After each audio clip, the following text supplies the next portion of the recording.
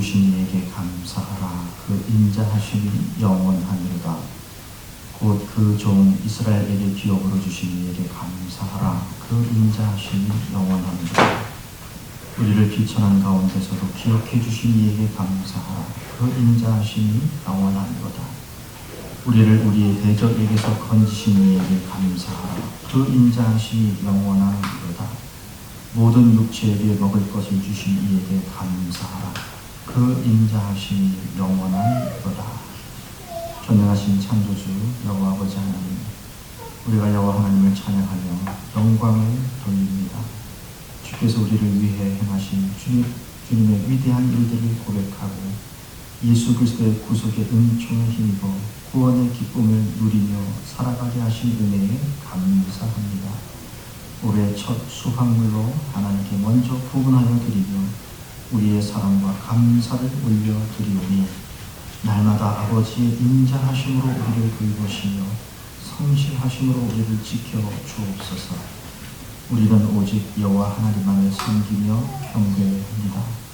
이 시간 드리는 예배 가운데 임재하여 주시고 땅의 수확물과 함께 영생의 열매를 맛보며 우리의 모든 인생길에도 함께 하시는 하나님과 만나며 주의 음성을 듣는 귀하고 복된 시간이 되게 해 주옵소서.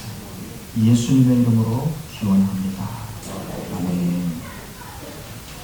다 함께 일어나셔서 찬송가 22장 찬양하겠습니다.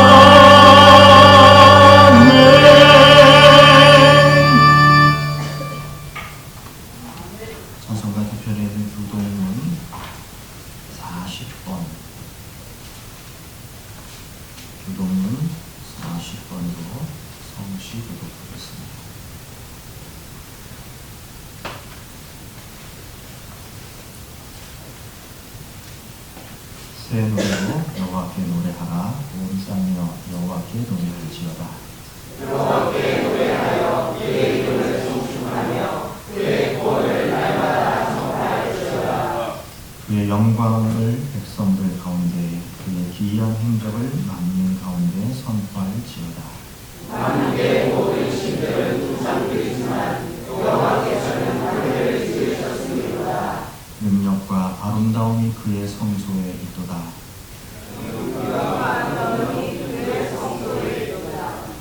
아름답고 거룩한 것으로 여호와께 예배할지어다.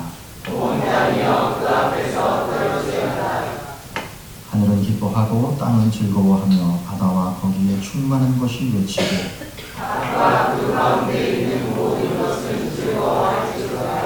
그때 숲의 모든 나무들이 여호와 앞에서 즐거이 노래하리니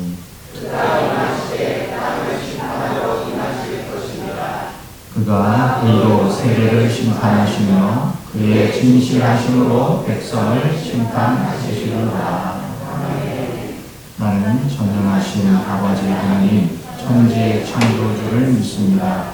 나는 그의 유일하신 아들 우리 주 예수 그리스도를 믿습니다.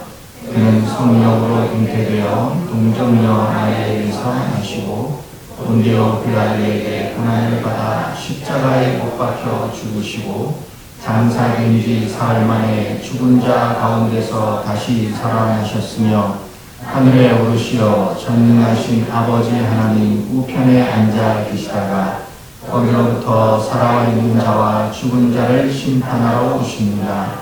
나는 성령을 믿으며 거룩한 공교회와 성도의 교제와 죄를 용서받는 것과 몸의 부활과 영생을 믿습니다. 아멘. 312장 찬양하겠습니다.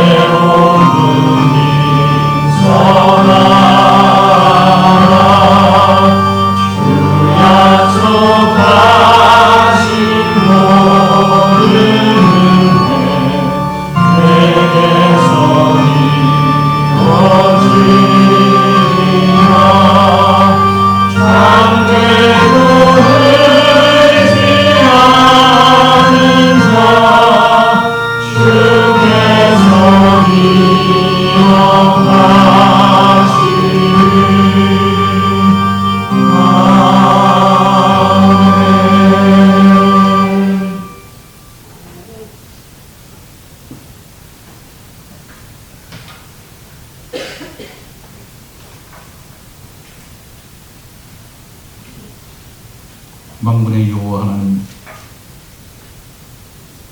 온 성도들이 마음과 영혼을 들여 영광을 올려드립니다. 받아주시옵소서. 세상의 모든 것보다 우선하여 예배의 자리로 나온 성도들의 아름다운 드림을 받아주시옵소서. 아버지 하나님, 왜 다시 우리 앞서 가시나이까? 십자가에 이미 우리를 대신하여 죽으셨는데 수천이 흐른 지금까지도 우리를 대신하여 우리 고난 때문에, 우리 아픔 때문에 주님이 그것을 짊어지시고 먼저 가시나이까?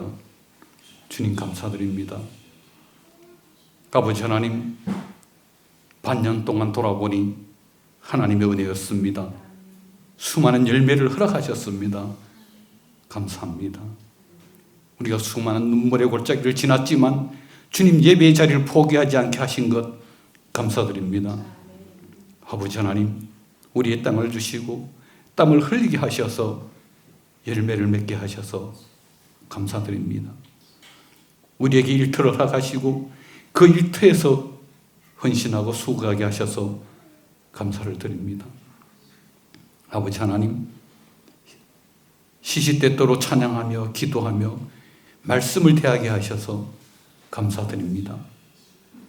아버지 하나님, 헤아려 보면 감사할 것이 차고 넘친데 아버지, 우리는 세상이 주는 고통과 고난과 눈물과 한숨 때문에 수시로 우리가 아파하고 눈물겨워했습니다. 아버지 하나님, 그러한 것들을 다 싸매어 주시고 하나님 품어주시고 아버지 하나님 사랑으로 치유하여 주시옵소서. 아버지 하나님, 땅끝까지 복음을 전하는 그 사명을 붙들고 아프리카에서 생명사역을 하시다 함께한 선교사님 가정과 예배드리게 됨을 감사드립니다. 아버지 하나님, 생명을 찾는 땅이 어느 곳이나 필요하고 어느 곳이나 성도의 아버지 하나님 드림이 필요함을 저희들이 알고 있습니다. 아버지 하나님, 우리가 어디에 있든지 간에 서로 생명을 찾는 하나님의 그 사명에 응답하는 삶을 살게 하여 주시옵소서. 하나님께서 내가 너를 사랑한다 부르시는 그 부르심을 느낄 때 우리는 참으로 무너져 내립니다. 그 사랑 앞에 우리는 아버지 하나님 참으로 감격할 수밖에 없습니다. 그것을 느끼게 하여 주시옵소서. 그것을 받아들이게 하여 주시옵소서. 그 사랑 앞에, 그 부르심 앞에 무릎 꿇게 하여 주시옵소서. 그리하여 주님, 다시는 하와가 쳐다봤던 사과를 바라보지 않게 하여 주시옵소서. 그 사과를 따지 않게 하여 주시옵소서. 하나님께서 말씀으로 약속하신 그 약속의 말씀을 바라보게 하여 주시옵소서. 그 약속의 말씀을 따라 살게 하여 주시옵소서. 오늘 목사님, 아버지 선교 사역에서 아버지 하나님, 하나님께 함께 했던 그 말씀을 우리에게 다시 아버지 하나님 내려드릴 때 우리가 그 말씀 속에 있게 하여 주시옵소서. 이 말씀 속에서 다시 세워지게 하여 주시옵소서. 다시 살아나게 하여 주시옵소서. 그리하여 우리의 삶 속에 그것이 우리의 지표가 되게 하여 주시옵시고 삶의 방향을 따라 온전히 주님과 더불어 살아가는 옥방교회 공동체 되게 하여 주시옵시고 아버지 가정 되게 하여 주시옵시고 한 생명 되게 하여 주시옵소서. 아버지, 오늘 우리 드리는 아버지 맥주 감사 주일의 이 드림이 우리 삶의 모든 것이 되게 하여 주시옵시고 이후에도 우리의 모든 삶이 주님과 드림으로 인하여서 우리 삶이 주님이 채워내시는 그 평화와 기쁨과 감사로 사라지게 하여 주시옵소서. 아버지 하나님, 오늘 예배 위에 하나님의 은혜가 충만하기를 소망합니다. 교회 안에 충만하기를 원합니다. 한 생명 안에 충만하기를 원합니다. 은혜가 넘치는 예배되게 하여 주시옵소서. 감사드리며 예수님 이름으로 기도드렸습니다. 아멘.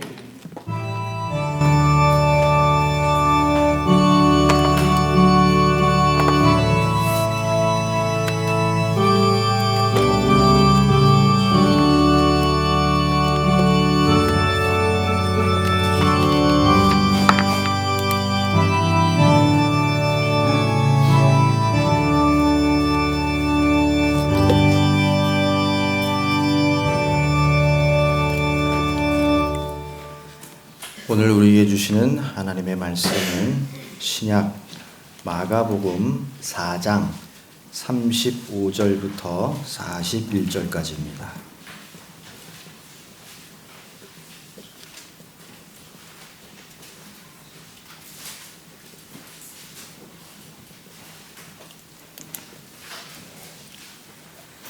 신약 마가복음 4장 35절부터 41절까지의 말씀입니다.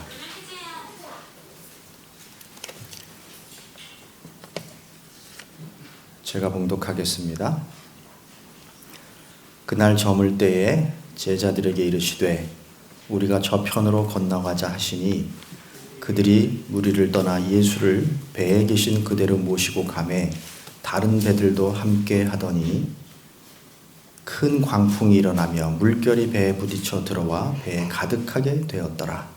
예수께서는 고물에서 베개를 베고 주무시더니 제자들이 깨우며 이르되 선생님이여 우리가 죽게 된 것을 돌보지 아니하시나이까 하니 예수께서 깨어 바람을 꾸짖으시며 바다더러 이르시되 잠잠하라 고요하라 하시니 바람이 그치고 아주 잔잔하여지더라.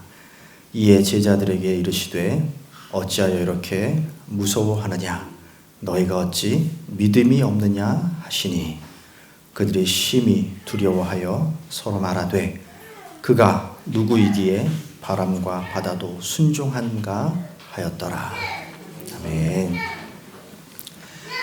이제 하나님의 말씀을 받고 이제 예수 그리스도의 몸을 받는 성찬식을 시작하겠습니다. 다 함께 찬송가 228장 1절과 4절을 부르겠습니다.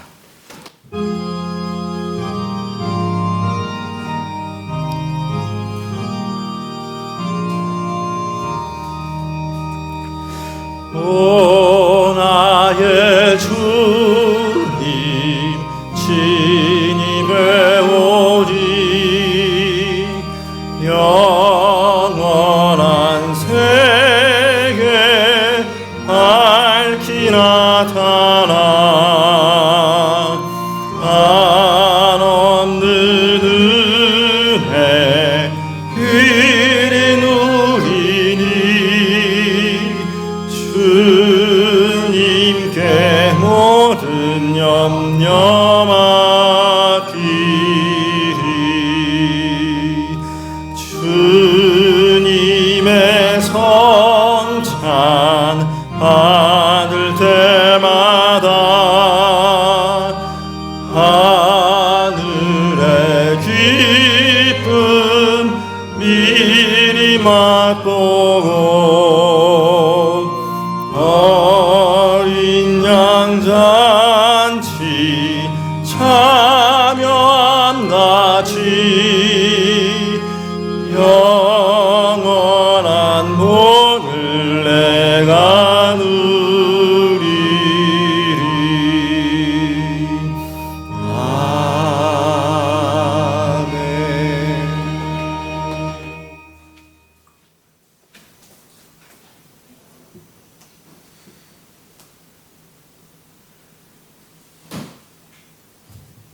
주 예수 그리스도께서 잡히시던 밤에 떡을 가지사 축사하시고 이것은 너희를 위한 내 몸이니 이것을 행하여 나를 기념하라 하셨습니다. 저도 지금 주님의 이름으로 이 떡을 여러분에게 나눕니다. 주님의 찢기신 몸을 기념하여 주님의 떡에 참여하시기 바랍니다. 함께 기도하겠습니다. 사랑하는 주님, 주님께서 세우신 이 성찬을 베풀고 우리도 떡을 떼고자 합니다. 그리스도의 찢기신 몸을 분별하게 하시고 우리들이 나누는 이 떡이 영생의 떡이 되게 하여 주옵소서. 예수님의 이름으로 기도합니다.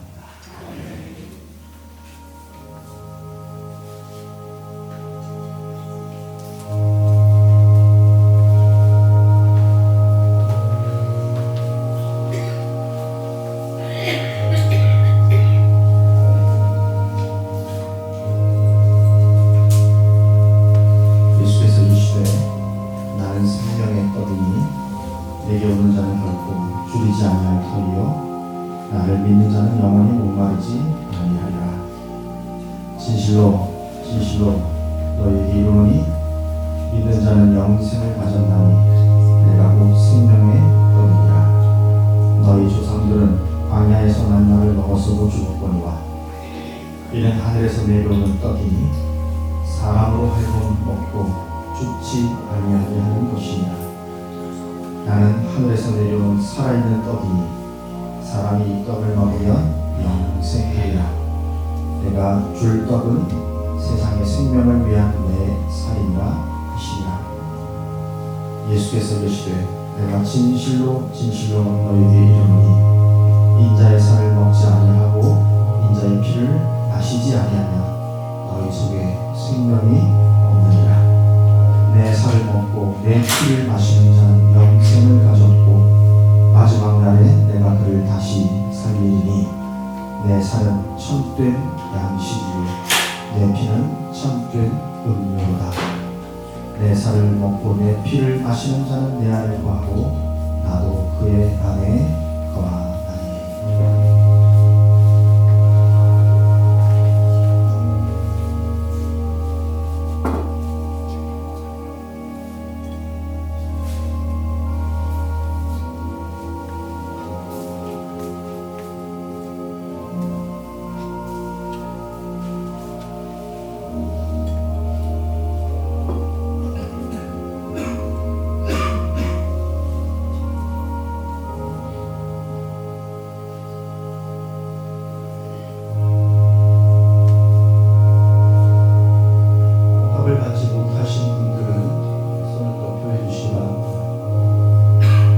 유아세례 어린이 세례 받은 사람들도 다 성찬에 참여하시면 됩니다.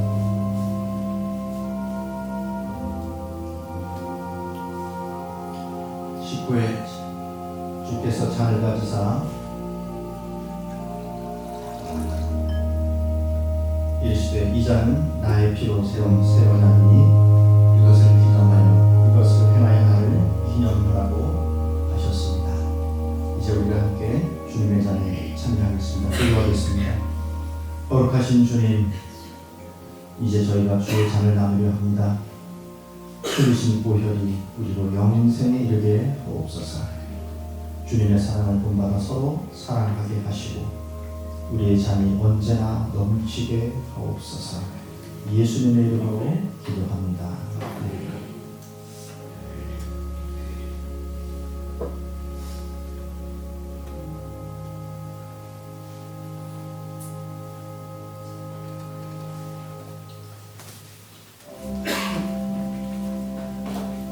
그러므로 누구든지 주의 떡이나 잔을 합당하지 않게 먹고 마시는 자는 주의 몸과 피에 대하여 죄를 짓는 것이니라. 사람이 자기를 살피고 그 후에야 이 떡을 먹고 이 잔을 마실지 주의 몸을 분별하지 못하고 먹고 마시는 자는 자기의 죄를 먹고 마시는 것이니라. 우리가 축복하는 바 축복의 잔은 그리스도의 피에 참여하니 아니며 우리가 떼는 떡은 그리스도의 몸에 참여하니 아니냐. 떡이 하나요 많은 우리가 한 몸이니 이런 우리가 다 한 떡에 참여함이라. 한 분이 참으로 옆구리를 찌르니 곧 피와 물이 나오라. 우리는 그리스도 안에서 그 은혜의 풍성함을 따라 그의 피로 말미암아 속량 곧 죄의 사함을 받았느니라. 이는 그가 모든 지혜와 총명을 우리에게 넘치게 하사 그 뜻의 비밀을 우리에게 알리신 것이요 그의 기뻐하심을 따라 그리스도 안에서 때가 찬 경륜을 위하여 예정하신 것이 하늘에 있는 것이나 땅에 있는 것이 다 그리스도 안에서 통일되게 하려 하시니라. 우리는 그리스도 안에서 그의 은혜의 풍성함을 따라 그의 피로 말미암아 속량 곧 죄의 사함을 받았느니라. 무추함과 어리석은 말이나 희롱의 말이 마땅치 아니하니 오히려 감사하는 말을 하라. 너희도 정녕 이것을 알거니와 음행하는 자나 더러운 자나 탐하는 자 곧 우상 숭배하는 자 다 그리스도와 하나님의 나라에서 기업을 얻지 못하니 누구든지 헛된 말로 너희를 속이지 못하게 하라. 이로 말미암아 하나님의 진노가 불순종의 아들들에게 임하나니 그러므로 그들과 함께한 자가 되지 말라. 너희가 전에는 어둠이더니 이제는 주 안에서 빛이라. 빛의 자녀들처럼 행하라. 그러면 이제 우리가 그의 피로 말미암아 의롭다 하심을 받았으니 또 그로 말미암아 진노하심에서 구원을 받을 것이니. 떡을 받고 잔을 받지 못하신 분이 있으면 손들어 표시해 주시기 바랍니다.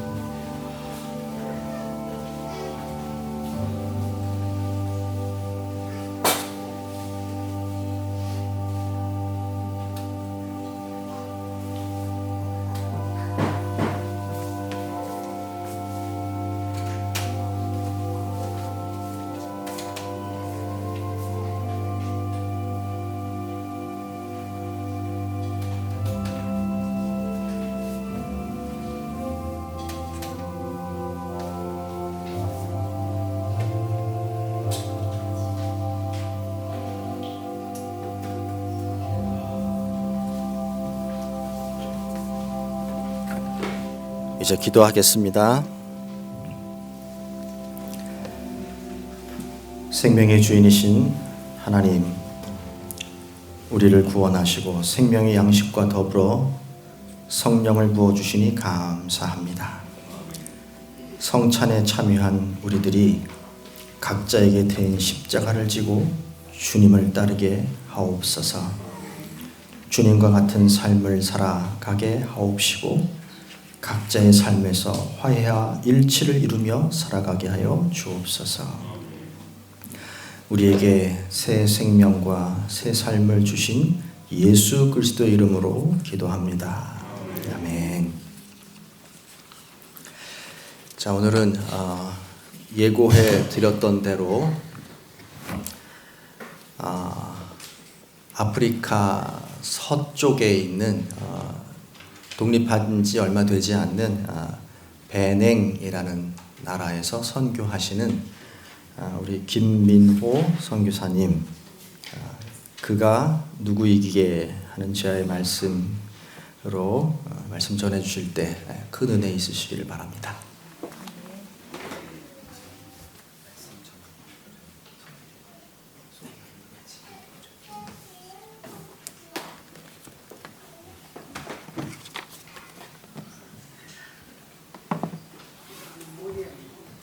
할렐루야.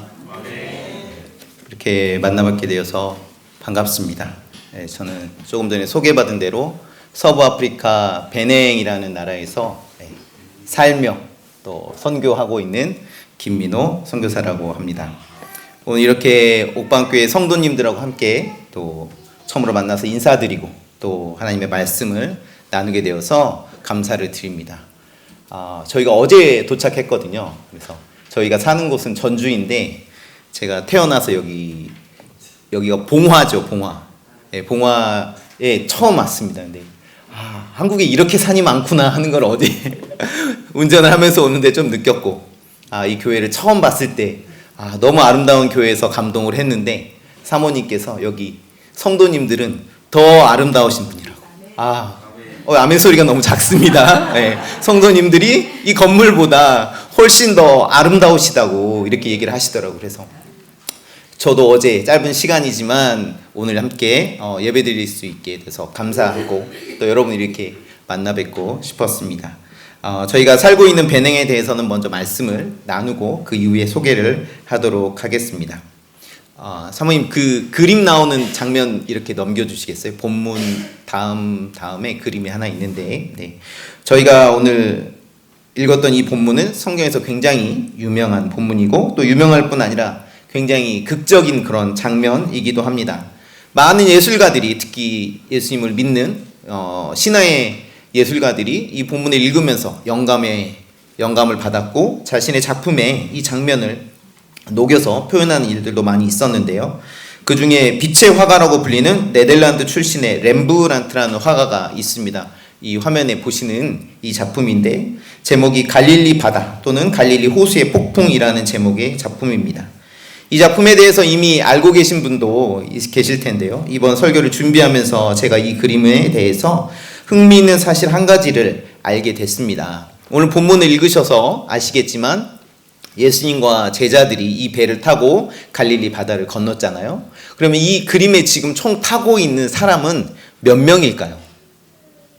우리 친구들. 어렵지 않죠? 예수님의 제자가 몇 명이었을까요, 혹시?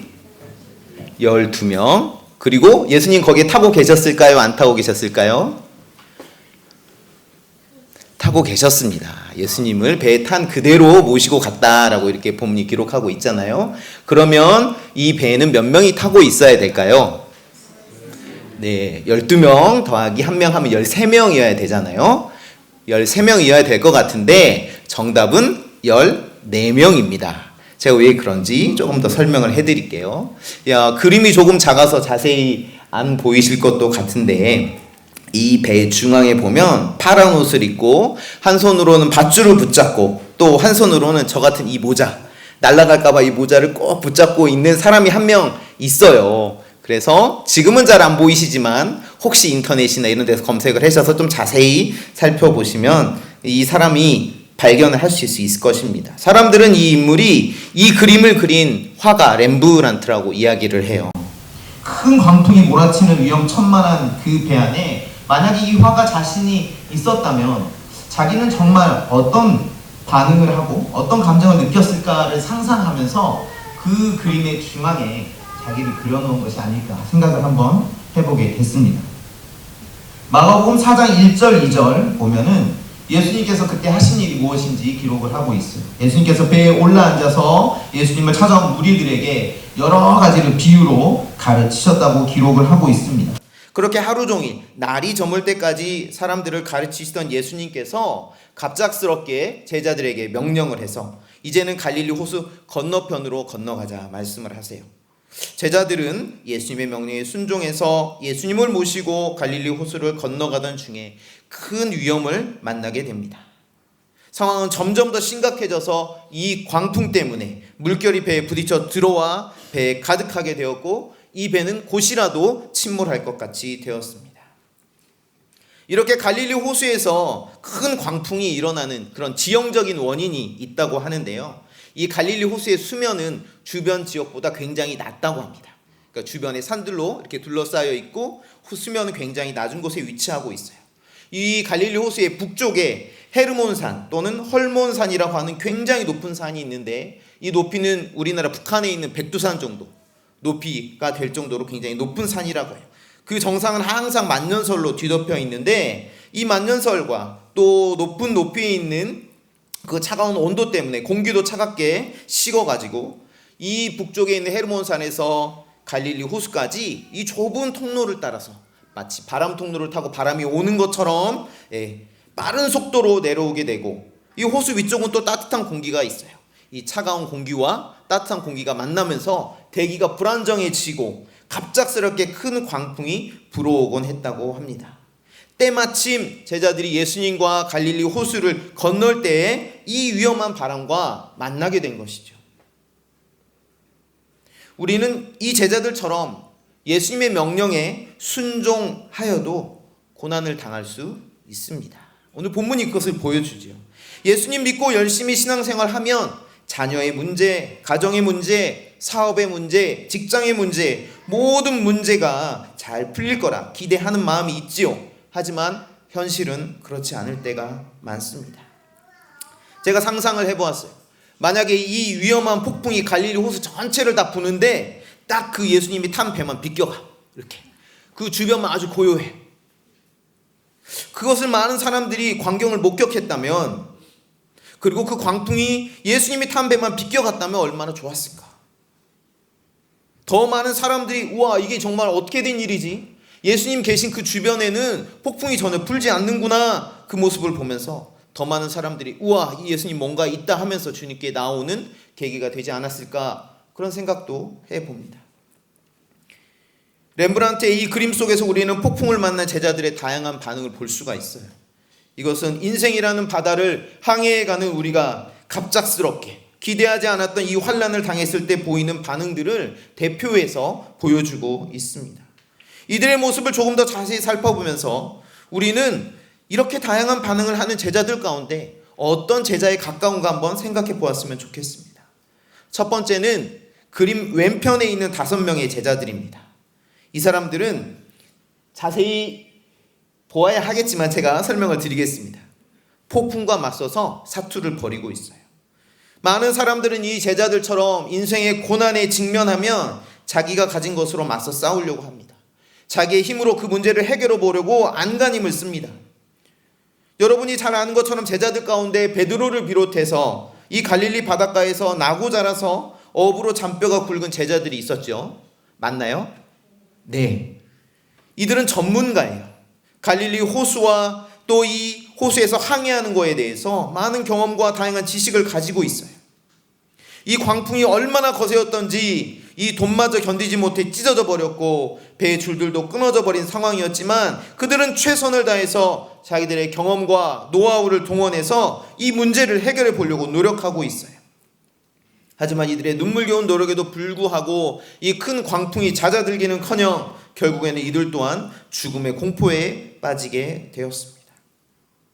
어찌 이 제자들 뿐이겠습니까? 우리도 살아가면서 만나게 되는 다양한 문제들 가운데 우리도 본능적으로 우리의 힘과 능력으로 그것들을 다루려고 부딪혀보려고 시도하는 경우가 많이 있죠. 때때로는 그 문제를 해결하는데 이 사람이면 이 문제를 해결하는데 큰 도움이 될 수 있을 거야 하면서 눈에 보이는 사람들을 의지하기도 합니다. 이 그림을 보면 흥미로운 점이 하나 있는데 바로 이들의 시선입니다. 이들이 어디를 바라보고 있는가 하는 것입니다. 그들은 오직 그 문제를 향해 집중하고 있습니다. 그들이 붙잡고 있는 돛, 끊어진 줄, 그리고 그들을 향하여 곧 배를 삼킬 것처럼 보이는 큰 파도를 향해서 집중해서 바라보고 있습니다. 예수님이 그들과 함께 한 배를 타고 계시는데도 마치 예수님이 그들과 함께 계시지 않는 것처럼 그들은 주님을 바라보고 있지 않아요. 그들의 시선은 주님을 향하고 있지 않아요. 오직 그 문제에만 집중되어 있는 것을 봅니다. 아마도 예수님이 그 문제를 해결하시는데 큰 도움이 되지 않을 거라 생각해서 그랬을 수도 있고, 아직도 예수님이 누구이신지 잘 모르기 때문에 그들은 예수님을 바라보기보다 스스로의 힘으로 그 문제를 해결하려고 열심히 노력하고 있습니다. 두 번째로 그림의 그 반대편에는 예수님을 포함해서 또 다른 7명의 사람들이 등장합니다. 이들 역시 같은 배에 타고 있으니까 동일한 문제와 위기에 처해 있지요. 네, 그 사람들이 보이시죠? 거기에는 다양한 인간 군상의 모습이 잘 표현되어 있어요. 잔뜩 겁에 질린 표정의 제자도 있고, 잠에서 막 깨어나신 듯한 예수님의 옷을 이렇게 붙잡고 있는 제자도 있어요. 왜 주님, 우리가 이렇게 죽게 된 것을 돌아보지 않으십니까? 왜 잠만 주무시고 계십니까? 예수님을 깨우려 한 것인지 아니면 예수님을 원망이라도 하려는 것인지 알 수 없지만 그렇게 예수님의 옷을 붙잡고 있는 제자도 있고, 또 다른 사람은 예수님께 상황을 설명하는 듯한 동작을 하고 있는데 그의 표정에서는 두려움과 절박함이 느껴집니다. 마치 예수님이 아무것도 모르시는 것처럼 예수님 이런 상황이 있어요 라고 예수님께 설명하고 있는 듯한 제자도 있고, 앞서 말씀드린 광풍과 사투를 벌이고 있는 제자들을 그저 체념한 듯 바라보기만 하는 제자도 있고, 출렁이는 파도를 견디지 못하고 마치 바다에 구토를 하는 듯한 자세로 뱃머리에 기대어 머리를 감싸고 있는 제자도 보입니다. 그 문제가 너무 커서 그 문제에 압도당해서 자포자기한 심정으로 절망에 빠져드는 사람도 있고, 조그만 어려움에도 막무가내로 예수님께 원망과 불평을 쏟아놓는 사람도 있고, 그저 아무것도 하지 않고 다른 사람들은 어떻게 하는지 쳐다보는 사람도 있고, 그 문제와 상황에 압도당해서 이미 절망에 빠져버린 그런 사람들도 있습니다. 그런데 세 번째 부류의 사람들이 있어요. 똑같은 위기의 상황에 직면해 있으면서도 이상하리만치 평안하고 의연해 보이는 사람들이 있는데, 예수님 앞에서 기도하고 있는 제자 한 사람과 예수님 뒤에서 묵묵히 배의 키를 잡고 있는 제자입니다. 이 사람들이 그 앞에 있는 사람들과 다른 점은 바로 그들의 시선입니다.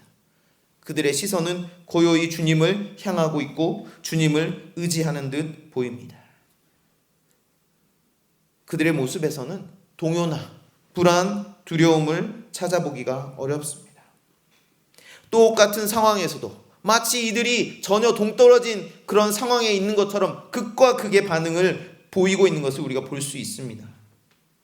저희가 살아가고 있는 아프리카 베냉에서도 이렇게 예기치 않은 인생의 광풍이 불어와서 저희들의 믿음을 뒤흔들어 놓는 일들이 일어나곤 합니다. 여러분은 과연 이 세상 어디에 안전지대가 존재한다고 생각하십니까? 아프리카니까 위험하고 한국은 좀 더 안전하고 이런 생각들을 하시나요? 그렇지 않습니다. 이런 제자들의 모습을 보고 있자니 상황과 환경이 우리의 평안을 좌지우지하는 절대적인 요소가 아님을 깨닫게 됩니다. 똑같이 곧이라도 죽을 것 같은 그런 위기의 상황 가운데에서도 어떤 제자들은 동요하고 불안해하고 어떤 제자들은 끝까지 평안을 유지하는 것을 보면서 말입니다. 그리고 아까 말씀드렸던 마지막으로 13번째 제자처럼 보이면서 배 한가운데서 그 그림을 관람하는 저와 여러분을 응시하고 있는 이 렘브란트라는 화가가 있습니다. 그 역시 다급한 한 손으로 밧줄을 붙잡고 다른 손으로는 자기의 모자가 날아갈까 누르고 있습니다. 그러면서 마치 오늘 저와 여러분에게 여러분은 어떠한 모습으로 여러분의 인생을 찾아온 광풍을 견디고 있습니까? 이 광풍에 어떻게 반응하고 있습니까? 라고 질문하는 듯 합니다.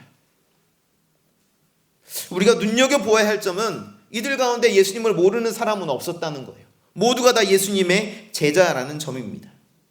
믿음이 없는 이들이 아니랐다는 것입니다. 갑작스럽게 예고 없이 찾아와서 우리를 뒤흔들어 놓는, 때로는 우리를 죽음의 공포로 몰아넣기도 하는 이 큰 광풍 앞에서, 그런 문제 앞에서 과연 여러분은 어떻게 반응하고 계십니까? 혹시 이렇게 살펴본 여러 다양한 제자들의 모습 가운데 이 사람은 마치 내 모습 같다라고 여겨지는 사람이 있습니까? 두려움 없이 풍랑 속에서 잠잠할 수 있었던 그 두 사람의 공통점은 바로 그들의 시선이었습니다. 그들은 미친 듯이 불어오는 바람과 거대한 파도를 바라보지 않고 누구를 바라보고 있었나요? 주님을 바라보고 있었습니다. 주님께 집중되어 있었습니다. 주님의 평안이 그들에게도 마치 전해진 것처럼 보입니다. 우린 여전히 연약해서 우리가 집중해서 바라보는 대상에 의해 영향을 받게 됩니다. 문제와 광풍과 이런 것들에 집중하고 있던 제자들은 평안을 누릴 수가 없었어요. 열심히 수고하고 사투를 벌임에도 그 문제는 전혀 해결될 기미가 보이지 않았어요. 우리를 위협하는 사건이나 상황에서 빠져나오기 위해서 집중할수록, 머리를 싸맬수록 우리는 역설적이게도 거기에서부터 빠져나오는 것이 아니라 점점 더 그 문제에 사로잡히게 되는 것입니다. 이럴 때 우리는 무엇을 해야 합니까? 과감하게 이 문제로부터 우리의 시선을 돌려야 합니다. 그리고 주님께 우리의 시선을 고정해야 합니다. 내가 아무리 힘쓰고 애써도 도저히 해결할 수 없는 문제다라는 결론이 난다면 그때 우리가 해야 할 것은 또 다른 사람에게 우리에게 구조 요청을 하거나 도움을 요청하는 것이 아니라, 자포자기하며 절망할 것이 아니라 우리의 시선을 그 문제로부터 돌려서 주님께 고정해야 하는 것입니다. 그 문제를 여전히 곱씹으면서 왜 내게 이런 일이, 원망과 불평을 쏟아내는 것은 전혀 지혜롭지 못한 모습입니다. 그래서 우리에게는 이러한 시선의 전환이 필요한 것입니다. 히브리서 기자가 히브리서 12장 1절과 2절에서 이렇게 성도들에게 권면을 합니다. 이러므로 우리에게 구름같이 둘러싼 허다한 증인들이 있으니 모든 무거운 것과 얽매이기 쉬운 죄를 벗어버리고 인내로써 우리 앞에 당한 경주를 하며 믿음의 주요 또 온전하게 하시는 이인 예수를 바라보자 라고 권면하고 있습니다. 우리가 왜 주님을 바라보아야 합니까? 주님이 우리의 믿음의 대상이시고 우리의 연약함과 우리의 불완전함을 온전하게 하실 수 있는 유일한 분이시기 때문입니다. 아멘이십니까? 곧이어 주님께서 바람과 파도의 명령을 내려서 순식간에 그것들을 잔잔하게 만드십니다. 주님의 말씀 한마디면 모든 상황이 깔끔하게 정리가 될 수 있습니다. 우리는 이미 주님에게 그러한 능력과 권위가 있음을 믿고 있습니다. 하지만 우리는 늘 지금 당장 바로 모든 문제가 해결되길 원합니다. 그렇잖아요. 이 배 안에 예수님 계시죠. 그 제자들 그렇게 힘들고 애쓰고 사투하지 않아도 주님 말씀하시면 당장 이 모든 것이 정리가 되는데, 그런데 주님에게는 주님의 때가 있어요. 주님 그날 하루 종일 무리들을 가르치시느라 육체적으로 피곤하셨을 거예요. 그것이 배에서 폭풍우가 온 줄도 모르고 깊은 잠을 주무신 유일한 이유는 아닐 거예요. 전능하신 하나님이신 주님께서 그날 밤에 폭풍우가 불 것을 모르셨을까요? 요새 스마트폰 보니까 일기예보 다 확인하더라고요.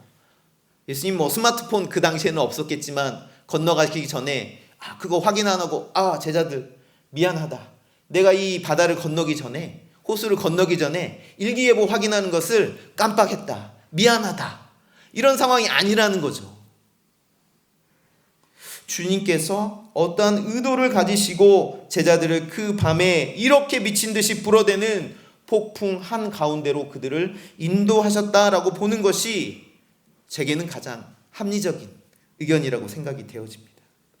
그리고 그러한 주님의 의도는 효과가 있었어요. 왜일까요? 제자들이 예수님의 기적과 능력을 경험하고 나서 이구동성으로 한 질문이 무엇이었습니까?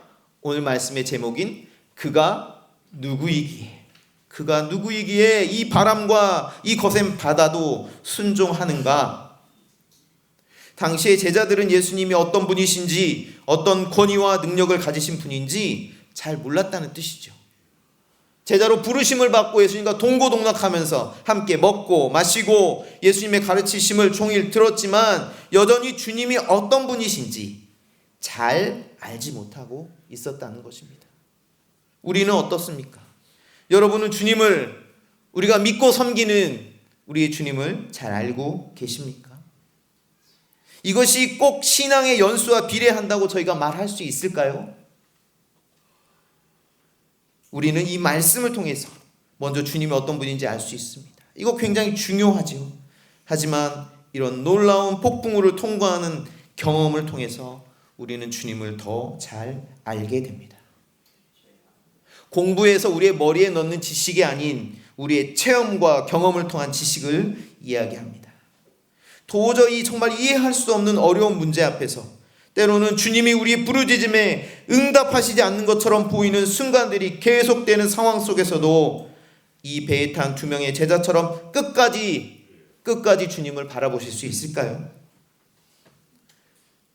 어쩌면 그날 밤에 제자들이 그저 잔잔한 바다를 건너갔다면 그들이 이런 위험과 어려움을 겪지 않을 수는 있었지만 예수님에 대해서 알 수 있는 정말 절호의 기회를 잃어버렸을 것입니다. 이것이 저와 여러분에게 의미하는 바가 무엇일까요? 저는 이렇게 한번 정리를 해보고 싶습니다. 나의 무능함이 드러나는 그 순간이 주님의 전능하심이 나타나는 순간이 되고 내가 경험한 그 절망의 순간이 오직 우리 주님만이 참 소망이심을 깨닫는 기회가 된다고요. 제가 이 말씀을 준비하면서 제 나름의 개인적으로 이 말씀에서 얻은 그것들을 이렇게 정리를 해보았어요. 우리 성도님들 한 분 한 분도 오늘 말씀을 들으면서 하나님께서 이 말씀을 통해서 여러분 각자에게 주시는 것들을 한번 정리해 보셨으면 좋겠습니다. 주님이 원하시는 것이 뭘까요? 주님은 우리가 주님을 더 알아가기를 원하십니다. 그래서 때로는 우리 인생의 기반을 송두리째 흔들어버리는 충격요법을 사용하시기도 합니다. 극한의 고통과 공포와 절망의 순간을 경험하게도 하시지만 그래서 이제 우리가 주님보다도 더 의지하던 모든 것이 끊어지고 그러한 것들이 무의미하게 여겨질 때 그래서 우리가 잠들어 계신 주님을 흔들어 깨울 때 주님만을 의지할 때 주님은 비로소 우리의 삶 가운데 더욱 역사하시기 시작하십니다. 아멘. 우리가 주님을 믿는 것이 얼마나 큰 복입니까? 하지만 그렇다고 해서 그것이 우리의 인생이 화장지 풀리듯이 우리가 원하는 대로 계획한 대로 술술술 풀려간다는 것 그런 것을 의미하지는 않습니다. 사랑하는 옥방교회 성도 여러분, 죽을 듯이 힘들었던 그런 고통의 순간, 고난의 순간을 아마 이미 여러 차례 통과하신 분들도 계실 것입니다. 어쩌면 지금 이 순간 그 폭풍을 만난 제자들처럼 어려움과 환난을 경험하고 계신 분들이 있을지도 모르겠습니다. 아니면 예배에 참여한 우리 어린 친구들처럼 아직 그런 위험한 어려운 순간을 경험하지 못한 분들이 계실지도 모르겠습니다. 하지만 우리가 정말로 기억하고 잊어버려서는 안 되는 것은 주님은 늘 우리와 함께 하신다는 것입니다. 그 환난의 그 폭풍의 한 가운데에서도 주님 우리 떠나시지 않으셨어요. 주님 우리를 버리시지 않으셨어요. 그 위험한 현장 가운데 한 복판에 주님 우리와 함께 하셨습니다. 우리가 전적으로 주님을 인정하고 주님이 개입하셔서 주님의 뜻을 이루시도록 요청드린다면 주님은 우리의 모든 문제들 가운데 주님의 영광을 드러내실 것입니다. 그 사건을 통해서 우리는 주님을 더욱 신뢰하고 주님이 어떠한 분이신지 더욱더 잘 알게 될 것입니다. 예수님을 알아갈수록 어쩌면 우리의 인생의 길은 평탄하고 탄탄대로가 아니라 모험으로 가득한 인생. 그러나 그 가운데서 주님의 능력과 역사를 더욱 경험하는 인생이 되어갈 줄 믿습니다. 그래서 우리에게 이러한 과정이 필요한지도 모르겠습니다. 국화옆에서라는 서동주 선생님의 시가 있습니다. 제가 한번 그거 읽어드리도록 하겠습니다. 오늘 이 말씀의 내용과 비슷한 부분이 좀 있다고 생각이 되어졌어요. 국화옆에서 한 송이의 국화꽃을 피우기 위해 봄부터 서쪽 새는 그렇게 울었나 보다. 한 송이의 국화꽃을 피우기 위해 천둥은 먹구름 속에서 그렇게 또 울었나 보다. 그립고 아쉬움에 가슴 조이던 먼 젊음의 뒤안길에서 인제는 돌아와 거울 앞에 선 내 누님같이 생긴 꽃이여, 노란 내 꽃잎이 필라고 간밤에 무서리가 저리 내리고 내게는 잠도 오지 않았나 보다. 이 시에서 시인이 이야기하듯이 인생에 정말로 아름답고 진한 향기 나는 꽃을 피워내기 위해서 인내와 시련의 순간이 필요함을 인정하고 받아들이시는 복된 인생 되시기를 주님의 이름으로 축복합니다. 아멘. 네, 저희 살고 있는 베냉에 대해서 제가 잠깐 소개하는 시간을 가지면 좋겠습니다. 네. 간단하게 할까요? 아니면은 조금 자세하게 할까요? 자세하게요? 근데 말씀을 잘 하셔야 될 것 같습니다. 벌써 11시 54분이고 시간이 좀 많아서 제가 이 교회 처음 방문했잖아요. 그래서 베냉에 대해서 좀 여러 가지를 준비해가지고 양이 좀 많은데 제가 시간을 보면서 다 어차피 보고 설명을 드려도 다 기억 못 하실 것 같아서 중요한 것 위주로 좀 설명을 좀 드리면 좋겠습니다. 베냉이란 나라가 되게 생소하시죠? 혹시 이전에 이 베냉이란 나라 들어봤다 하시는 분 계세요? 한 분도 안 계세요. 지극히 정상이십니다. 제가 여러 군데 교회 가서 저희 선교지 베냉에 대해 설명드리면 베냉이 어디야? 어디 아시아에 있어? 막 이렇게 하시는 반응들이 보통이에요. 베냉은 목사님 말씀하신 대로 서부 아프리카의 주변의 나라를 보면 나이지리아, 토고 아마 이런 나라들은 들어보셨을 거예요. 그리고 북쪽으로는 부르키나파소, 니제르 또 이런 나라도 조금 생소하긴 하지만 그런 나라들에 둘러싸여 있는 나라입니다. 저기 여러분의 오른편 대한민국에서 베냉까지 가는데 빠른 비행기로 가면 한 20시간 막 중간에 경유하고 하면 30몇 시간 이렇게 걸리기도 해요. 조금 멀지만 예전에 우리 선교사님들 한국 오실 때 몇 달씩 배 타고 오신 것에 비하면 지금은 그래도 많이 가까워졌고 한국에 계신 부모님과도 저 일주일에 한 번씩 화상통화 하는데 저희 어머님이 저한테 그러시더라고요. 제가 이제 한국에 있을 때 부교육자 사역할 때는 바빠서 일주일에 한 번이 뭐예요. 한국에 같이 있어도 명절 아니면 얼굴 보기도 힘든 그 상황인데 선교지 가더니 더 자주 얼굴을 본다고 부모님 기뻐하시더라고요. 지금은 물리적인 거리가 많이 예전에 비해서 가까워졌습니다. 넘겨주세요. 이게 중요합니다. 이게 지금 베냉의 지도의 모양이에요. 그 안에 들어있는 것은 베냉 국기입니다. 녹색과 노란색과 빨간색은 아프리카를 상징하는 색이에요. 그래서 혹시 기회가 되셔서 다른 아프리카 나라들의 깃발을 보시면 이 세 가지 색깔이 사용된 국기가 많다는 것을 아실 수 있을 거예요.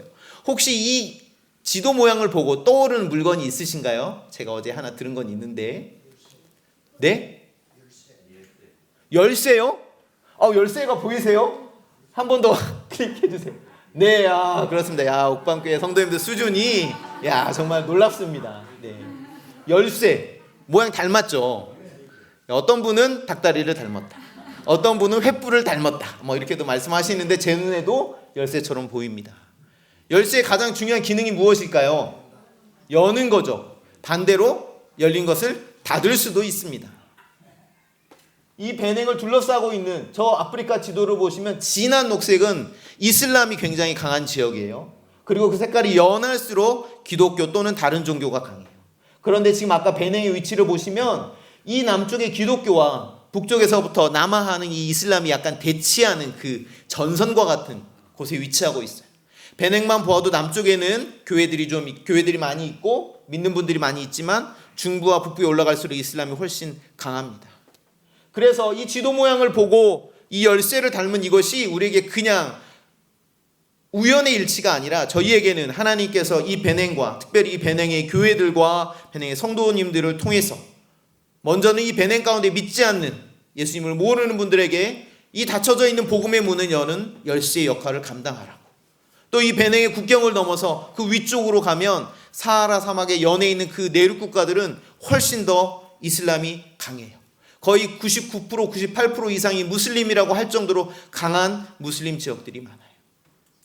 훈련되어지고 주님의 부르심을 받아 사명 가운데 저희처럼, 저희가 한국을 떠나서 베냉이라는 나라에 간 것처럼 이 베냉 교회의 성도님들 가운데에도 분명한 하나님의 계획하심이 있음을 믿고 이러한 교회들이 이 복음에 닫혀져 있는 문들을 여는 열쇠가 되도록 저희가 기도하고 있고, 또 저희도 교회들과 협력하여서 그런 사역을 감당할 수 있도록 돕는 그런 역할을 하고 싶습니다. 베냉 다 잊어버리셔도 베냉은 땡땡이다. 뭐라고요? 열쇠. 네. 베냉의 교회가 이러한 복음의 닫힌 문을 여는 하나님의 비전을 실현시켜드리는 그런 교회 될 수 있도록 기도해 주시면 감사하겠습니다. 네. 이제 조금 빨리 넘어가겠습니다. 노예무역의 역사가 굉장히 있었고, 어디 박물관 같은 데 본 건데, 이 노예들은 사람 취급을 받지 못했잖아요. 뭐 이걸 전에 보셨을 수도 있는데, 이렇게 널판지에 쇠사슬로 묶여서 대서양을 건너서 몇 개월 걸리는 그 항해 동안 이렇게 묶여가는 거예요. 네. 이것을 고안한 이유는 이 사람들이 다 이제 물건처럼 팔아야 되기 때문에 한정된 공간 안에 어떻게 하면 더 많은 짐을 실을 수 있을까 우리가 생각하듯이 이 사람들을 많이 실기 위해서 고안한 게 이런 건데, 이제 이렇게 하다가 아프고 병들면 그저 대서양 바다에 버리기도 하고, 이런 비인간적인 일들이 굉장히 많이 행해졌던 곳입니다. 저희 베냉, 저희가 황금해안이라고 해서 서부 해안 이쪽에 가나와 세네갈과 이 많은 지역에서 약 200년 동안 1000만에서 1500만 명 정도의 사람들이 저렇게 화살표를 보시면 이제 거기가 도착한 곳이죠. 미국이나 남미로도 많이 끌려갔던 그런 슬픈 역사를 갖고 있는 곳입니다. 베냉하면 또 한 가지는 부두교를 빼놓을 수 없습니다. 이 부두교가 발생한 곳이고, 요즘 영화에 좀비가 등장하는 그런 영화들 많이 있잖아요. 혹시 어르신분들 넷플릭스 이런 거 보시는지 모르겠는데, 이 좀비라는 존재가 가장 먼저 기원한 곳이 이 부두교라는 종교에서 시작된 거예요. 그래서 아까 노예무역 통해서 끌려갔던 그 노예들이 이제 그 끌려간 곳에서 자기의 전통 신앙을 유지하기 위해서 발전시킨 것이 이 부두교고, 여전히 이 부두교가 베냉에선 강력한 영향력을 발휘하고 있습니다. 1월 11일 대통령이 부두교의 날로 정해서 대대적인 국가적인 행사를 하고 유럽이나 이런 사람들을 초청해요. 관광 자원으로 홍보를 하는 거죠. 종교가 아니고 이것은 베냉의 고유한 문화다 하면서 선전을 하는 겁니다.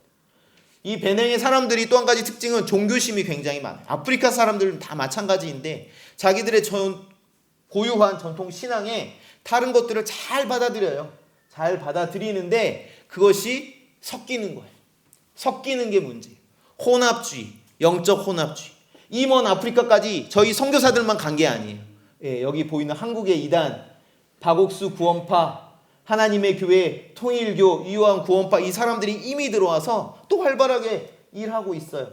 그 외에 여호와의 증인, 몰몬교, 그 다음에 셀레스트라는 베냉 자생 기독교 이단까지, 이런 혼합주의가 굉장히 이곳에 큰 문제입니다. 네, 넘겨주세요. 이 맨 마지막 흰옷 입은 사람들이 셀레스트라는 사람들인데, 기독교 신앙, 천주교 신앙, 이슬람 신앙 온통 짬뽕해서 바다에 나가서 제사도 드리고, 뭐 이렇게 보면은 정말 기독교라고 할 수 없는 것 같은데, 그 안에 늘 십자가를 또 자기들은 가지고 자기들은 우리가 믿는 예수님을 믿는다 또 이렇게 얘기를 해요. 그러니 많은 사람들이 여기에 이렇게 혹할 수밖에 없고 굉장히 큰 세력을 또 형성하고 있는 그런 부류 중에 하나입니다. 네, 베냉에도 아직 예수님을 잘 알지 못하는 종족들이 약 200만 명 정도 있습니다. 네, 저희가 하는 사역들은 이제 고아원을 이렇게 중점적으로 돕는 사역을 하나 하고 있어요. 네, 꿈의 고아원을 저희가 그동안 지속적으로 후원을 해왔었지만 저희가 처음에 이런 고아원 사역을 계획했던 게 아니었기 때문에 저희가 할 수 있는 적당한 거리를 유지하면서 하려고 생각을 하고 방문해서 돕고 이런 것들을 해왔지만 최근에 들어서 저희가 좀 더 가까이 주도적으로 이제 이 고아원을 살피지 않으면 안 될 만큼 여러 가지 상황과 형편이 어려워졌어요. 뭐 그 간의 과정을 다 설명드릴 수 없지만 하나님께서 저희를 그곳으로 인도하신다라고 저희가 확신하게 되었고 하나님의 부르심에 순종하기로 했습니다. 그래서 가장 먼저 여러 가지 어려움이 있지만 아이들이 삼시세끼 제대로 먹지 못하는 그게 가장 컸어요. 저희가 재정적으로 지원을 하지만 30명의 아이들이 하루 3끼를 이렇게 먹는 게 비용이 만만치 않게 들더라고요. 그래서 저희가 지난번 기도 편지에 이 아이들을 후원하고 재정과 기도로 후원해 줄 수 있는 그런 분들을 저희가 위에서 요청을 드렸는데 하나님께서 은혜 주셔서 또 많은 분들이 거기에 응답해 주셔서 네, 지금 이 문제가 어느 정도 해결이 되었지만 보이는 것처럼 이 환경이나 이런 부분들은 여전히 열악합니다. 그냥 아프리카 하니까 이 정도 당연하지 않아라는 시선으로 보면 또 큰 문제가 아닐 수 있지만 저희 눈에 볼 때는 그 아이들이 잘 자랄 수 있는 그런 환경과는 아직 많이 동떨어져 있어요. 근데 어떤 분이 또 후원을 해주셔서 전기와 이런 것들이 해결이 됐고 이게 지금 저희 그 고아원에 살고 있는 아이들 사진을 이렇게 해서 한 30명 됩니다.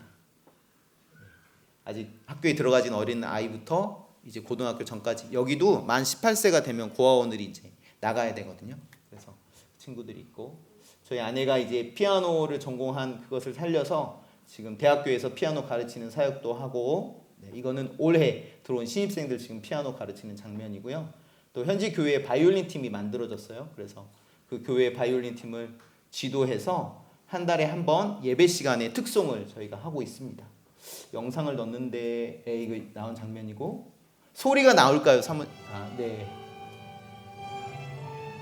이게 가장 최근에 지금 그 예배 시간에 특송한 거예요.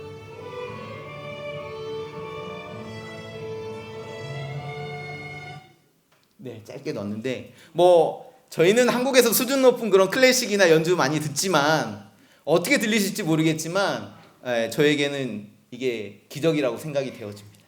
이분들이 어려서부터 악기를 접한 것이 아니고 불과 이제 한 3, 4년 됐는데 다 성인이 된 상태에서 손가락이 다 굳어졌는데 그때 이제 이 바이올린이 시작한 거예요. 그래서 지금 이 정도 연주하는 거 정말 하나님 큰 은혜 아니면 오늘 말씀에 나온 것처럼 바람과 바다를 잔잔하게 할 정도의 큰 기적은 아닐지 몰라도 그들 스스로도 이러한 과정들을 통해서 그들이 재능이 없거나 이래서 그것을 못하는 것이 아니고 그것을 배울 또 그러한 것들을 접할 기회가 없었기 때문에 못하는 것이구나라는 걸 생각하게 됐고 예배 또 이 악기를 통해서 하나님께 영광을 돌릴 수 있는 귀한 도구로 사용되어지는 것에 대해서 많은 분들이 더 감사한 마음을 가지고 있어요. 네, 넘겨주세요. 네, 음악 관련된 그런 다양한 사역들을 또 저희가 하고 있고 저희들의 꿈 가운데 하나는 그곳에 아까 보셨던 그런 바이올린 팀처럼 특별히 이제 어린 친구들 형편이 조금 어려운 지역에 있는 아이들을 음악으로 가르치고 음악을 통해서 이들에게 하나님을 전할 수 있는 도구를 만들고 또 믿음 안에서 그렇게 잘 성장한 친구들이 그 악기와 음악을 통해서 하나님을 전하는 도구 삼는 것 그것이 저희의 또 꿈 가운데 하나입니다. 장학 사역도 저희가 여기는 9월에 학기가 시작해요. 그래서 초등학교는 무상교육, 중고등학교부터는 이제 학비를 내야 되는데 학비만 내는 게 아니고 이제 뭐 저희도 그랬지만 교복도 만들어야 되고 그다음에 교과서 이런 거 다 본인이 준비해야 되니까 그런 비용들이 필요해요. 그래서 저희가 관계를 가지고 있는 교회 목사님들에게 요청을 드렸어요. 교회에 나오시는 분들 중에 혹시 자녀를 학교에 보내기 어려울 정도의 형편에 계신 분들 사실 뭐 이렇게 하면 너무 많아요. 너무 많지만 그 가운데에서도 조금 더 어려운 형편에 있는 분들을 저희가 추천을 받아서 그 친구들에게 전하고 있고 또 여기 한국에도 있는 어린이 전도 협회와 협력하는 그런 사역들도 또 하고 있고, 보면 이제 음악과 관련된 사역들이 많이 있죠. 맨 아래에 있는 사진은 지난 성탄절 때 저희 집에서 이제 이 동네 아이들 초청해가지고 복음 전하는 그것을 했었어요. 저 뒤에 보이는 그 건물 전체가 저희 집이 아닙니다. 오해가 없으시길 바래요. 저희 집은 오른쪽에 있는 큰 대문이 아니고 그 뒤쪽에 있는 조그만 대문이고 1층만 사용을 합니다. 저희도 자가가 아니고 월세를 살고 있습니다. 그런데 이 동네에 아이들이 굉장히 많더라고요. 평상시에 지나다니면서 보이는 아이들도 있고 인사하는 아이들도 있는데, 그날 저희가 한 50명 정도 예상을 했는데 뭐 이렇게 많이 알린 것도 아니고 동네 애들 몇 명에게 자 언제 몇 시에 우리 집에서 이런 행사도 하고 선물도 주니까 와라 했는데 이렇게 많은 아이들이 온 거예요. 그래서 베냉의 아이들이 정말 귀하고 정말로 많은데 많이 그런 돌봄과 보살핌을 받지 못하고 있는 그런 상황이에요. 그래서 그 아이들에 대한 관심도 계속해서 가지고 있습니다. 네. 저희 가족이 이제 2017년도 선교지로 맨 처음 떠났을 때 이 앞에 있는 이제 3명의 친구들이 이렇게 어렸고, 이거는 22년 작년 사진이고, 그리고 이게 가장 최근의 사진이에요. 저희 가족의 모습을 보여드리고 싶은 것도 있고, 저희는 그대로고 어떻게 나이가 좀 먹었지만 아이들은 굉장히 많이 그 사이에 키가 자랐잖아요, 몸이. 저희 이 사진을 보면서 제가 좀 생각하는 것, 떠올리는 것은 이 아이들은 계속해서 성장하고 있는데 저와 아내, 우리 두 사람도 선교사로서 얼마만큼 그 2017년도에 떠났을 때 그때에 비해서 성장했는가 이렇게 생각하게 되는 그런 계기가 되더라고요.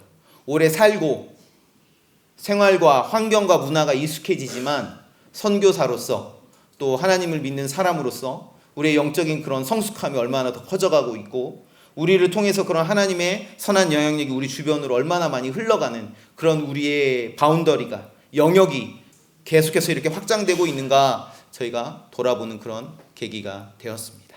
네, 이제 마지막입니다. 저희의 기도 제목이 이렇게 6가지 정도 있습니다. 그래서 베냉은 무엇이라고요?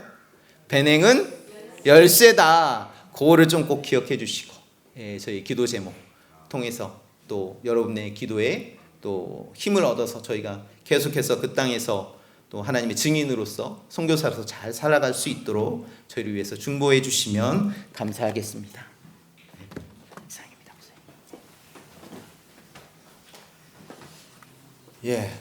선교 보고에 대해서 한번 격려의 박수 했으면 좋겠습니다.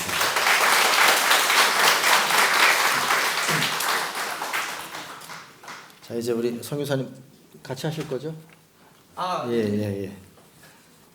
지금 선교사님 가족들이 특송을 해주시겠다고 해서 선교사님 잠시 준비하는 동안에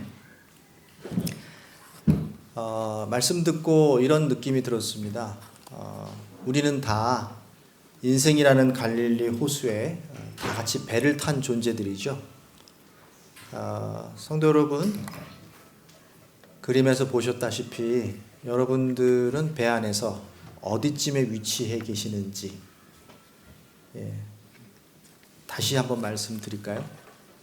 성도 여러분, 우리는 예수 믿고 인생이라는 갈릴리 호수, 때로는 광풍이 치는 그 호수에서 같은 배를 타고 있는 사람들입니다. 여러분들은 그 배 안에서 어디에 위치해 계십니까? 주님을 바라보고 있습니까? 배전에 붙어서 구토를 하고 있습니까? 아니면 겁에 질려서 어찌할 바를 모르고 있습니까? 자, 오늘 선교사님 주신 말씀에 따라서 다시 한번 우리의 삶을 돌아보는 시간이 되었으면 좋겠고요. 또 우리 이제 준비하신 선교사님 가정에 특별 찬양을 하나님께 올려드리는 찬양을 함께 듣도록 하겠습니다.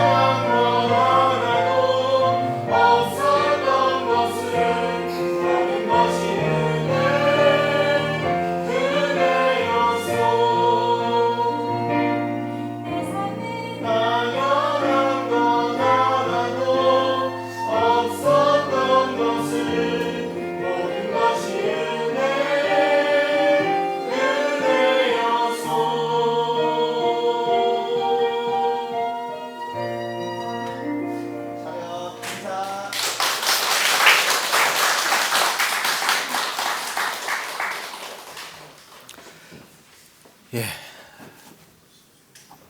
감사합니다. 이 시간에는 우리 봉헌하기에 앞서 우리 맥주감사들 첫 수확물 하나님 앞에 이제 올려드리는 건데, 자, 우리 가져오신 분들 한 분씩 좀 나오셔서 간단하게 소개를 좀 해주시면 좋겠습니다. 예, 가져오신 분들 우리 권사님, 집사님 한 분씩 얼른 나오셔가지고 예, 좀 간단하게 소개를 좀 해주시죠. 사연을 말씀해 주시죠. 마이크가 여기 있습니다.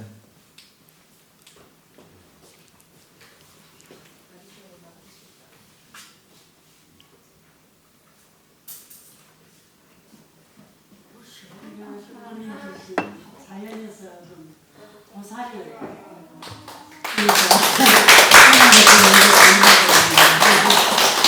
하나님이 자연적으로 주신 거니까 너무나 감사하죠.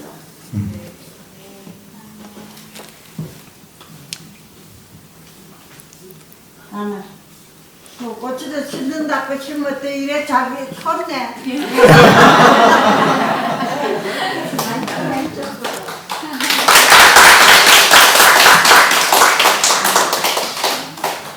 저는 올해 농사를 그렇게 못 쪄서 이거 되게 좋네요. 보니까 마늘 심었지만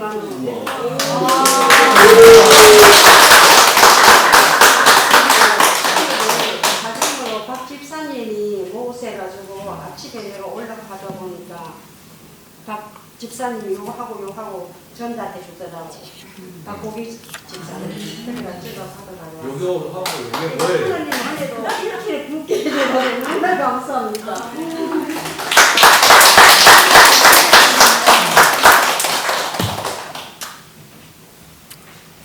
저희는 몇 년마다 이렇게 양파를 주는데요. 올해도 이렇게 잘 짓게 해주셔서 너무 감사를 드립니다.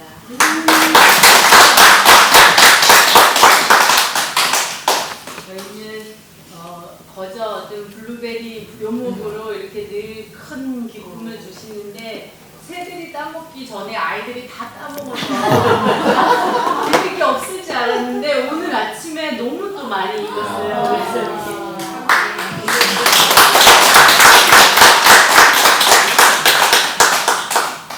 저희들은 다양합니다. 사실 뭐 비가 많이 오고 이래가 아무것도 없는 줄 알고 아침에 나갔더니 저희들 아무것도 안 줘요. 호박, 오이, 감자인데 감자는 늦게 심어서 지금 캘 때가 아직 안 됐는데 어제 장로님이 톡을 캐서 고맙습니다.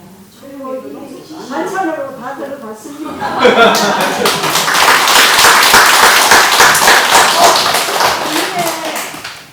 이거 엄청 잘 됐는데 원래는 다 빠졌어요. 그리고 늦게 없는데 아침에도 장모님 따시더라고요. 모든 것이 하나님의 은혜입니다. 자, 저거 잠깐 서 계세요. 예, 잠깐 서 계시고, 예, 거기 또 잠깐 계시고.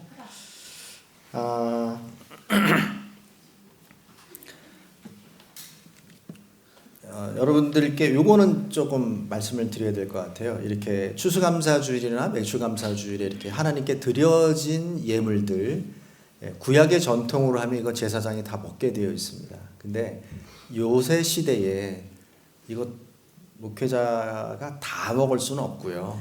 예, 그래서 특별히 이제 이게 왜 그러냐면 이게 이 열매를 보면 당연히 다 나눠 먹어야 되는 게 맞죠. 근데 한 가지 중요한 것은 이게 하나님께 드려진 것이라는 것 때문에 이거를 저희 가정도 소중하게 여깁니다.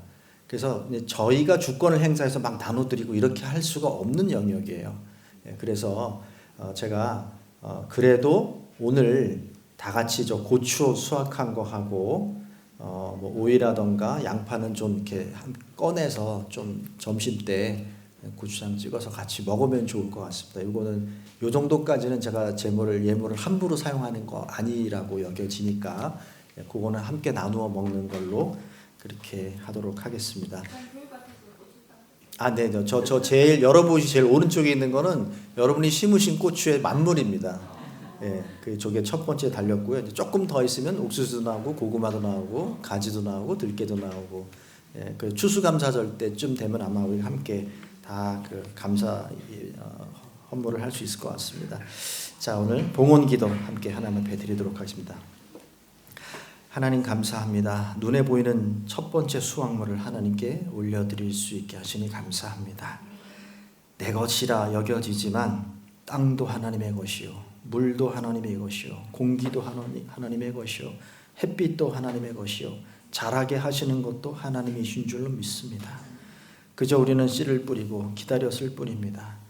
아버지 하나님, 모든 것이 다 하나님께로부터 왔다는 것을 전심으로 고백하는 자들마다 100배, 60배, 30배의 복을 허락하신다는 아버지의 약속을 날마다 변함없이 지켜 주옵소서.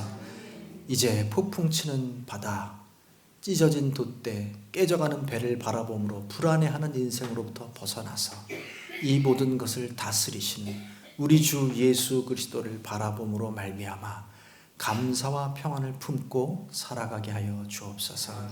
드려진 예물마다 복되게 하여 주옵시고 함께하는 공동체 가운데 성령의 더 풍성한 은혜로 갚아 주옵소서. 어려운 가운데 11조로 감사로 예물 드리는 손길마다 아버지 하나님, 그들이 여전히 두려움 가운데 떨고 있을지라도 눈과 귀가 열려서 주의 말씀 들리게 하시고 바로 내 앞에서, 내 뒤에서, 내 옆에서, 내 위에서, 내 밑에서 동행해 주시는 예수 그리스도의 성령을 느끼고 경험하는 큰 은혜 허락하여 주옵소서. 감사드리옵고 축복하며 예수님의 이름으로 기도합니다. 아멘.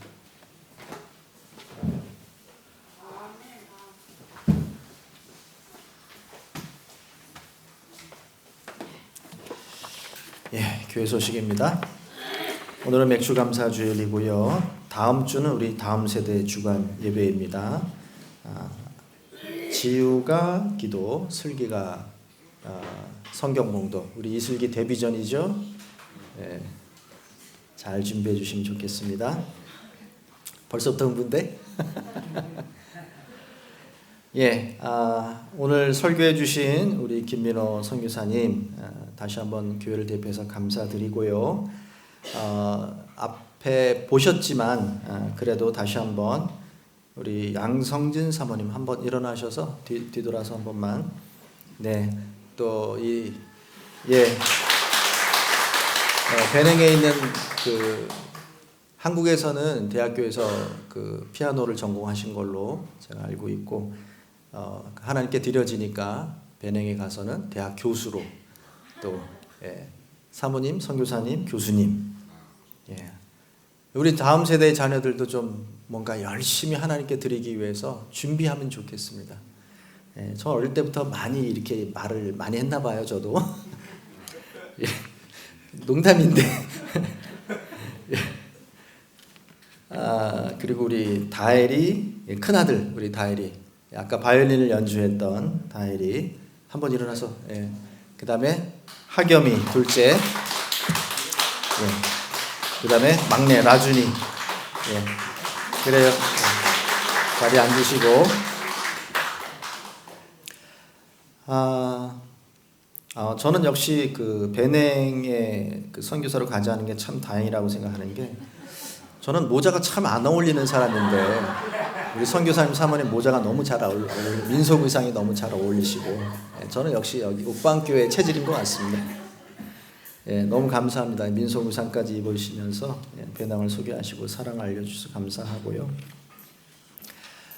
그리고 이 멀리서 오셨기 때문에 충분히 가져오지 못하셔서 저 뒤쪽 선반에 베냉 그 지도 모양 열쇠고리를 몇 개 갖다 놓으셨는데 벌써 눈치챈 분은 가져가셨는데 가정당 하나 정도 한번 챙겨보시고요. 굳이 또 열쇠고리 필요 없으신 분은 뭐 좀 양보하셔도 좋을 것 같습니다. 저거를 택배로 보낸다 치더라도 뭐 되게 비용이 많고 그러니까 양해해 주시고, 다음번에 오실 때는 많이 가져오시라고 이렇게 말씀드려 보겠습니다. 예, 사역들을 보셨으니까 꼭 기도해 주시고요. 어제도 다음 세대 사역에 대해서 우리 목사님, 선교사님하고 말씀 많이 나누는데 저도 가슴이 뜁니다. 저는 이 옥방의 아이들을, 이 다음 세대를 위해서 여러 가지로 기도하고 준비하고 했었는데 그 가운데 제가 여러분들께 고백했던 것처럼 타국에 있는 아이들도 하나님의 자녀들이고 그들과 함께 섞여야 된다, 이런 생각을 했기 때문에 우리 다혜리, 하겸이, 라준이도 한국에 오게 되면 우리 아이들과 함께 캠프를 하고 그렇게 좀 하면 좋겠다고 제안을 드렸었는데 할 수 있다면, 하나님은 하실 것 같아요. 할 수 있다면 여기 베냉의 아이들까지도 이 캠프에 함께 해서 그 아이들이 또 베냉을 뒤집어 놓는 목회자로 좀 자라나는 그런 꿈까지도 우리가 함께 좀 꿈꾸면서 다음 세대를 위한 사역을 좀 같이 했으면 좋겠습니다. 네, 아멘 하셨어요? 네. 하나님 저에게 주신 꿈이 신앙의 전수, 신명기 명령을 꼭 이어가고 싶습니다. 우리 다음 세대들에게 신앙이 전수되는 일들을 위해서 함께 중보해 주시면 좋겠습니다. 자, 시간이 좀 늦기는 했지만 우리 예배 끝나고 재직회, 2분기 결산 재직회를 진행하는데 양해해 주시면 신속하게 진행을 좀 하도록 하겠습니다. 재직이 아니신 분들은 오늘 그 식탁 준비하는 것들을 좀 다 같이 좀 도와주시면 좋겠습니다. 그리고 점심 교제회는 당회, 확대 당회로 모이는 거 있고요. 그 다음에 오늘 들깨 모종을 오늘 옮겨 심어야 됩니다. 그래야 되니까 우리 아이들도 도와주시고요. 또 어르신들도 미리 우리 그 집사님들이 제초도 다 해놓고요. 이것저것 준비를 다 해놨으니까 옮겨 심는 것만 좀 도와주시면 좋겠습니다. 자, 그리고 우리 저는 잘 모르는데 예전에 우리 옥방교회 출석하셨던 장종환 집사님이란 분이 수요 예배 오셔가지고요. 오랜만에 옥방교회 이제 예배 참여하시고 그리고 아이들 먹으라고 과자도 좀 갖다 주시고 그랬습니다.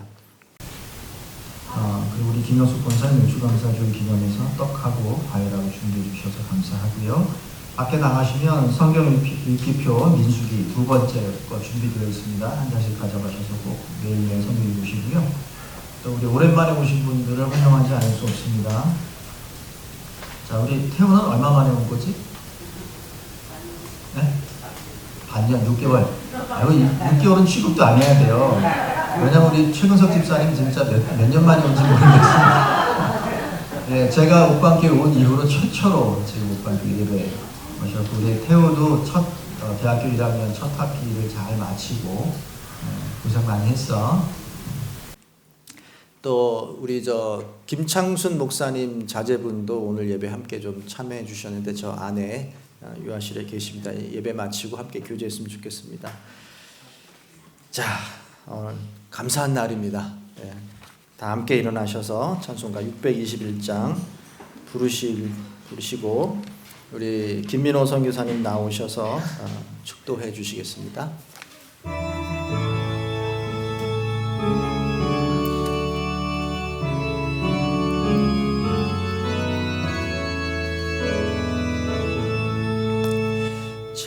찬양하라 내 영혼아, 찬양하라 내 영혼아, 온 마음과 정성 다하여 주 찬양하라. 경배하라 내 영혼아, 경배하라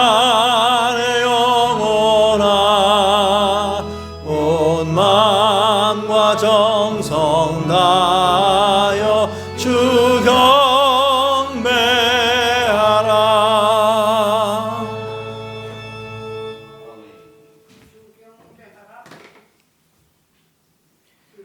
하나님 참으로 감사합니다. 모든 것이 다 주님의 은혜임을 이 시간 고백합니다. 잔잔한 바다를 건널 때나 폭풍과 몰아치는 극한 고난과 어려움 가운데에서도 하나님, 우리가 우리의 시선을 오직 우리 구주 되신 주님 한 분께만 두기를 원합니다. 오직 우리 주님만이 이 모든 문제를 해결하실 수 있는 능력과 권세를 가지신 하나님의 아들이심을 고백합니다.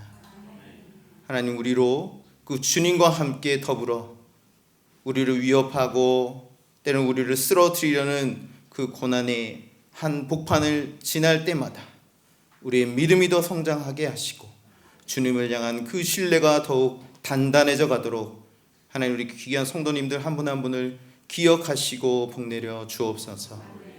이제는 우리 구주 예수 그리스도의 은혜와 하나님 아버지의 지극하신 사랑과 성령님의 교제케 하시는 역사가 그가 누구이기에 우리 주님을 더욱 알아가며 살기를 소망하고 결단하는 사랑하는 모든 옥방교회 성도님들 한 분 한 분 머리 위에 이제로부터 영원토록 함께 계실지어다. 아멘.